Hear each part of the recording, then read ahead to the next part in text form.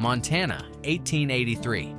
The morning she was supposed to leave, I was already at the gate. I hadn't slept. I'd spent the night sitting on the porch with a cold cup of coffee, arguing with myself about whether a man has the right to ride into someone else's arrangements and say, wait, just wait a minute. I didn't have a good answer. I rode in anyway. Her name was Clara Voss. She'd come out from Ohio 6 weeks earlier on a mail order arrangement put together by the Harding family, the biggest cattle operation in Calhoun County, who had decided that their eldest son, Robert, needed a wife before winter. The agency had sent her profile. The Hardings had approved it. And somewhere between Columbus and the Montana Territory, Clara Voss had been assigned a life she hadn't quite chosen. I wasn't on the list. I want to be clear about that. The list had 4 names on it. Men the agency had vetted, men with land or prospects or the right kind of name, and I was not among them. I was a hand on the Harding spread at the time.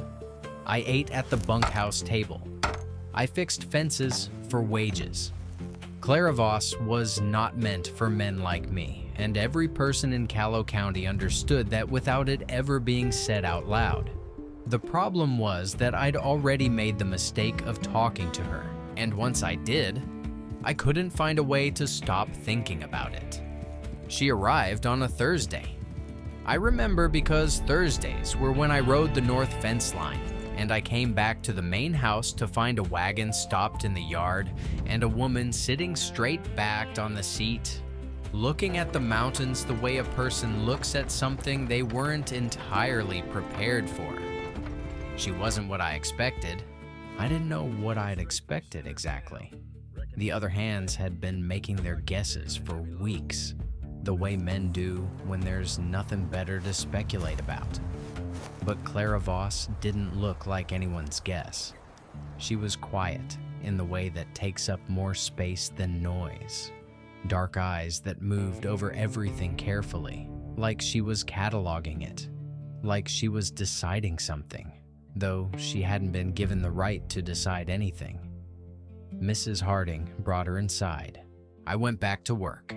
That evening, I was fixing the water pump behind the kitchen when I heard the back door open. She came out alone, and she stood in the yard with her arms at her sides and her face turned up toward the last of the light. Not quite smiling. Not quite anything. Just breathing. Like she'd been inside a room where the air was wrong and she'd come out here to find the right kind. I kept working, but I said, without looking up, "The sunsets run late here this time of year. Another 20 minutes yet." She looked over at me. I'd startled her, which I hadn't meant to do. "I didn't see you," she said. "No reason you would have." I turned the wrench. "You were looking at the mountains." A pause. "Is it always like that? That pink along the ridgeline?" "Most evenings. Worse in the fall, when the smoke from the logging camps drifts south. But this time of year, yes, most evenings." She looked back at the mountains. I kept working. Neither of us said anything else, and after a few minutes, she went inside. That was the whole of it. 1 minute, maybe 2. I thought about it for 3 days. Before we go any further, if you found your way to this story and you're the kind of person who stays for the whole thing, I'd love for you to subscribe to this channel. Most of the people watching right now haven't yet, and that means you'd likely miss the next one. If these stories are the kind of company you want on a long afternoon, hit that button. It takes 1 second, and it means more than I can say. Now, back to Montana. I want to tell you something about what it's like to watch a woman be processed through an arrangement she didn't design in a house where nobody asks what she thinks. The Hardings were not cruel people. I want to be fair about that. Mrs.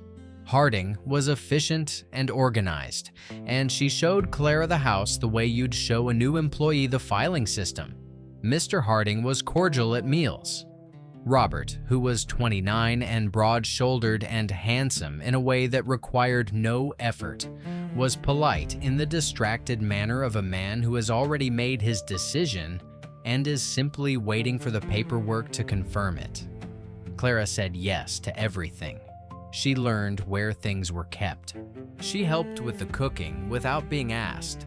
She sat in the parlor after supper and listened to Mrs. Harding talk about the county's social seasons, and she asked the right questions at the right intervals.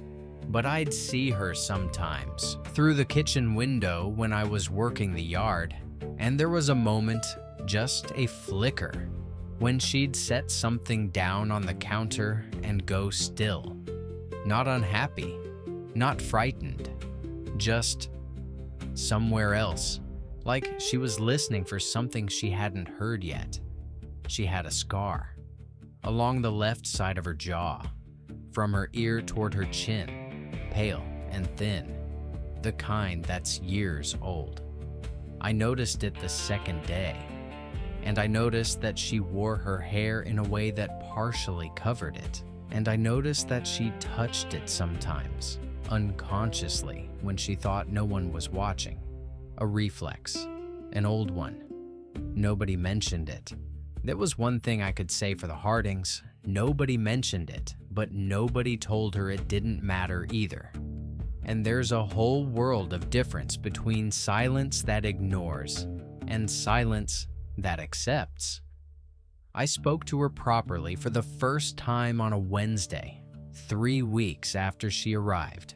She'd come out to the barn to look at a mare that had been limping since the previous day. I was already there checking the hoof. She stood in the doorway and said, "Mrs. Harding said the gray one's been favoring her right front. She's got a stone bruise, nothing serious. Wants a few days off the hard ground." She came in and stood beside the stall, close enough to see but not crowding the horse. Most people crowd a horse when they don't know it. She didn't. She let the mare come to her, and when the mare put her nose out, Clara offered her open palm, flat, the right way. And I thought, someone taught her that. Someone who knew horses taught her that when she was young. "Where'd you learn to stand with a horse like that?" I asked. She looked at me with something careful in her eyes. "My father kept two when I was a girl." "Ohio farm?" "The edge of one." She paused. "We lost it when I was 14. She said it plainly, without asking for anything in return. A fact, like the stone bruise. Just what had happened. I nodded and went back to the hoof. We stayed in the barn another 10 minutes, and she talked to the mare in a low voice while I worked. Not to me, just to the horse. And it was the most comfortable 10 minutes I'd had in longer than I could account for. After that, we talked sometimes. Never for long. Never where anyone might read something into it. In the barn, or when I was working somewhere on the property and she came by with a purpose. She asked about the cattle, about the land, about the way the seasons turned in Montana. I answered. I asked her about Ohio, about what she'd done before the agency, and she answered with that same plainness, measured, honest, not performing anything. She was teaching herself embroidery in the evenings, she told me once, because Mrs. Harding thought it was proper, and she didn't know how yet. "I'm terrible at it," she said, and the way she said it, without embarrassment, just as a report, made me want to laugh and didn't make me want to stop talking to her. I knew I was in trouble by the end of the second week. I knew it the way you know a fence is down before you reach it. Something in the quality of the air. Some difference in the way the land sounds. I was in trouble, and I had absolutely no business being in trouble because Clara Voss had come here for Robert Harding, and I was a hired hand, and those were simply the facts of the situation. I kept working. I kept my distance. I told myself it would pass. It did not pass. The thing about secrets is that they're never really about what they seem to be about. Clara had told me about the farm in Ohio. She'd told me about her father, about horses, about the embroidery. She hadn't told me why she'd come to the agency. She hadn't told me what she was hoping for out here in Montana, in a house she hadn't chosen with a man she was still measuring. I found out by accident. I was in town on a supply run in early October when I ran into the postmaster's wife, a woman named Dora Fenn who knew everything about everyone and considered that a public service. She asked after the Harding household, and then she said, with the particular relish of someone delivering information she'd been holding, that it was a shame, wasn't it, about Clara Voss's situation back in Columbus. I said I didn't know what she meant. Dora Fenn told me. Not kindly, but not cruelly either, just with the matter-of-fact thoroughness of a woman who believes information wants to be free. Clara had been engaged before, 2 years ago, in Columbus. The man had left 3 weeks before the wedding. He hadn't said why, at least not to Clara. He'd said it to other people, though, and what he'd said was that he couldn't spend his life looking at that scar and wondering what people thought of him. He'd used words worse than that, according to Dora Fenn, but I stopped listening somewhere around there. I loaded my supplies and drove home and didn't speak much for the rest of the day. What I understood now was the thing she'd been listening for, all those evenings in the kitchen. The thing she was waiting to find out about this house, about this arrangement, about whatever life she was building here out of what had been left to her. She was waiting to find out if it was going to happen again, if she was going to be chosen and then unchosen, if the scar was always going to be the last word. She hadn't told me because it wasn't mine to know, because she'd learned to keep it close and wait and see, because she'd been protecting herself the only way she knew how, which was to say nothing and take up very little space and not ask for things she hadn't been offered. I drove home and thought about that all night. The letter came on the 14th of October. I don't know exactly what it said. I never read it, and Clara never told me the full of it. What I know is that it came from Columbus, and that it was from the man who'd left her, and that by the time I found her in the barn that afternoon, she'd had it for 3 hours and had clearly been sitting with it alone in a way no one should have to. She wasn't crying. That wasn't how Clara worked. She was standing at the gray mare's stall with her hand on the horse's neck and her jaw set in that particular way she had when she was deciding something difficult. I stopped in the doorway. "You all right?" "I'm leaving," she said. "I'm going back to Columbus." She said it quietly, not in a falling apart way, in the way of someone who has made a calculation and arrived at an answer she doesn't particularly like, but can see no way around. I stood there for a moment. I thought about what I was allowed to say, about what a hired hand has the right to say to a woman who came here for another man, in another man's barn, on an arrangement that has nothing to do with him. I said, "What did the letter say?" It wasn't really a question. She heard that. "He wants to try again." She didn't look at me. "He says he was wrong. He says he's had 2 years to think about it, and he was wrong, and he'd like to come out here and, I don't know, he'd like to try again." I waited. "Everyone here would probably think that's a good outcome," she said. "A man coming to get you. Coming all the way out to Montana to say he was wrong." There was no bitterness in it. Just the weariness of someone who spent a long time translating other people's logic into something she could live inside. "Mrs. Harding would say it's very romantic. What do you say?" She finally looked at me, those dark, careful eyes. "I say he left," she said. "And I know what he said when he left. And I know that things don't. I know that people don't." She stopped, steadied. I know what I am to him, what I represent, and I don't think anything has changed about that. I took my hat off. Clara.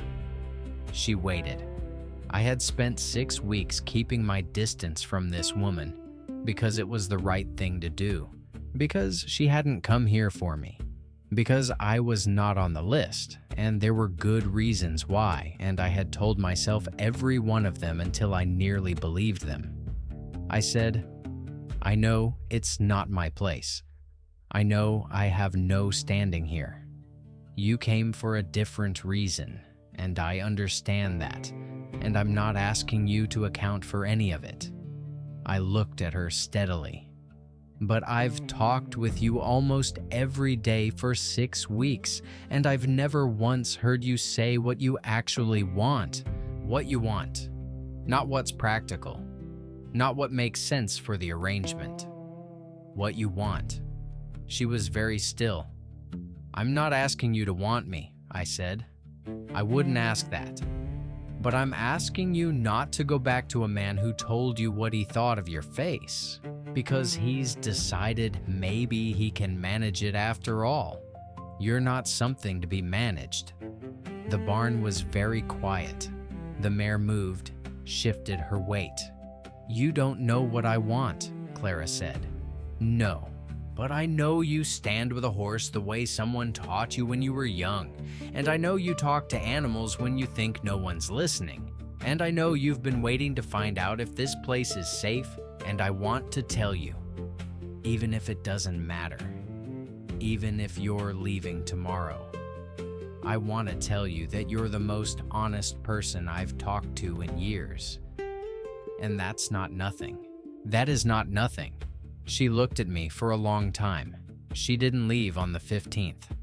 I want to be honest with you about what came next because I think you deserve the whole of it and not just the version that goes smoothly. I went to Robert Harding that evening. That was not a comfortable conversation. He was a decent man, Robert. I want to say that clearly.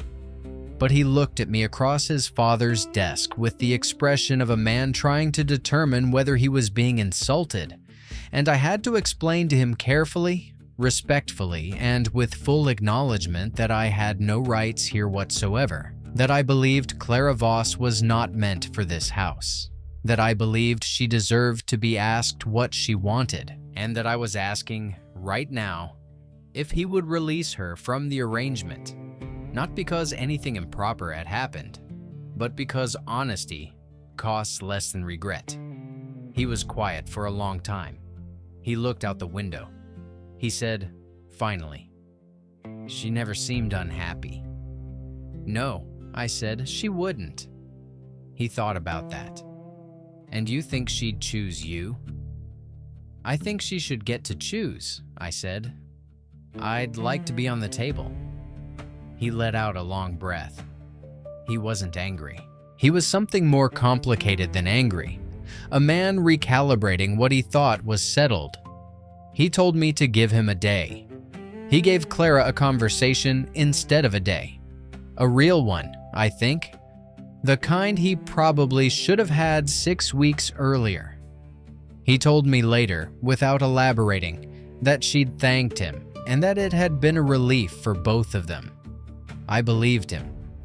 She found me at the north fence 3 days later. I was setting a post, and I heard her horse before I saw her, and I kept working because I didn't want to presume. She dismounted and stood at the fence line and watched me work for a minute. I let her. The agency is going to be very put out, she said. Probably. And I wrote to the man from Columbus. I told him no. I set the post driver down. Turned to look at her. I told him no, she said again, as if she was testing how it sounded. Because I've spent 2 years being grateful for any arrangement that would still have me, and I don't think that's right anymore. I don't think I want to be grateful for being had. I looked at her, at the scar along her jaw, pale in the October light, and the way she held her chin level.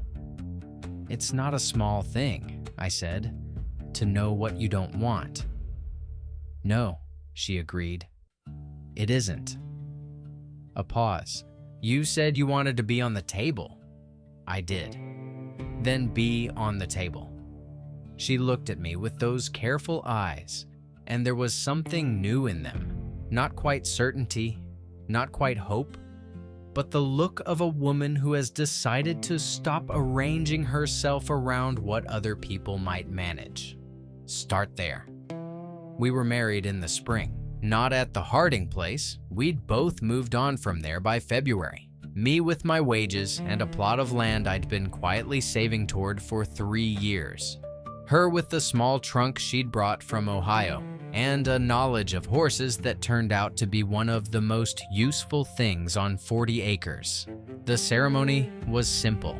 A reverend, 2 witnesses, the morning light coming through a window that needed new glass but was ours. She wore a blue dress, not her best one, but her own. I stood next to her and thought about a Thursday evening and a water pump, and a woman looking at the mountains like she was deciding what she was allowed to want. I've thought about that moment many times since, about how close I came to minding my own business, to telling myself I wasn't on the list and that was the end of it, to letting her go back to Columbus or stay in an arrangement that would have been fine but never quite right. I almost did. I want to be honest about that too. I almost stayed at that fence and let her ride out. What stopped me was simple. I thought about what she'd look like in 10 years, in a life she'd settled for because settling was what was offered. And I thought about the way she stood with the mare that first morning, patient, certain, making space without demanding anything. And I knew there was no version of that woman who deserved to be managed. She keeps a gray mare now. Different horse. Same instinct. I watch her sometimes, early in the morning before the work starts, standing with that horse in the light, and she doesn't know I'm watching, and she looks completely like herself. That's the only word I have for it. Like herself. Like she always was. And like she finally had somewhere to be it. There's a hook just inside our door where she hangs her hat when she comes in. Beside mine, 2 hats. Hers smaller, both dusty. It's been there since the first week. I notice it every morning when I leave and every evening when I come home, and it still means the same thing. It meant the first time I saw it there. She's here. This is ours. We built it. A list didn't bring her to me. She wasn't sent. She chose, when choosing was finally available to her, and I chose back. And that's the whole of the story, and also everything that matters about it. If you've stayed with me all the way to the end of this, thank you. I mean that, without reservation. These stories exist because you come back for them, and I don't take that lightly. If this is the kind of company you want to keep, long stories, quiet voices, the ones about people who found each other sideways and on purpose, I'd be glad to have you subscribed. That's where Frontier Hearts lives. New stories whenever the next one is ready. And if this one moved something in you, if you've ever waited to be chosen, or chosen someone nobody put on your list, I'd love for you to leave that in the comments. You'd be surprised how many people are reading those from the other side of the country, finding out they're not alone. Until next time, take care of yourselves out there.